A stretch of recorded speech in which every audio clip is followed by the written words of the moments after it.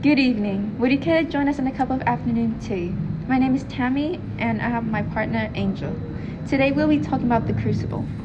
The Crucible, you say? Sounds familiar. Enlighten me. Well, it was a play written by Arthur Miller in the 1950s. Well, in 1692, a group of girls led by Abigail Williams, the main character, were dancing in the woods mysteriously. Confusion rolls around on what they did, and accusations of witchcraft started flying like bats into the night. Now you see, Reverend Paris, Hale, and Danforth are all persecutors of whether witchcraft was real or not. Over the story, many are hanged, but most importantly, John Proctor, Abigail's estranged lover and a cheating husband of Elizabeth Proctor.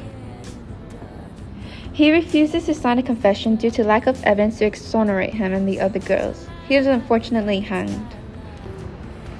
Now, the main message of The Crucible is that jumping to conclusions without evidence is ignorant, because it leads to people spewing false claims and being uninformed about a subject, but most importantly, the deaths of innocent people that take place in the book.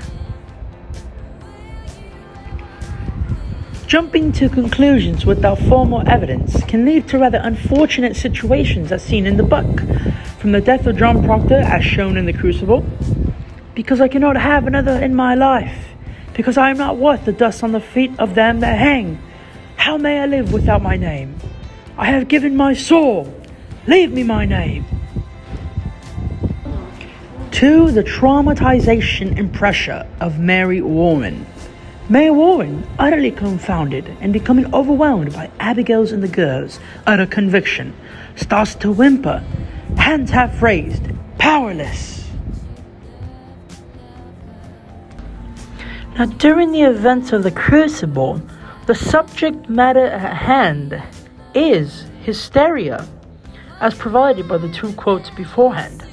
But what does this truly say about the events that took place as a whole, in the book and in real life, but the connection that we could draw to it, to the 1950 hysteria of the Red Scare after World War II. During the 1950s and 1960s, many actors, singers, and especially United States politicians were labeled as communists by Republican Senator McCarthy.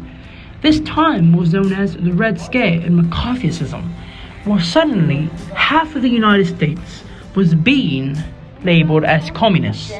This was similar to how half of the Salem was charged with witchcraft in The Crucible.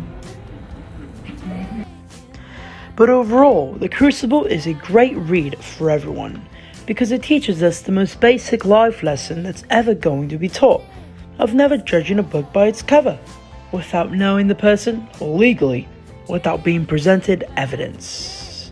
Because trust me folks, once hysteria sets in, the whole world goes mad.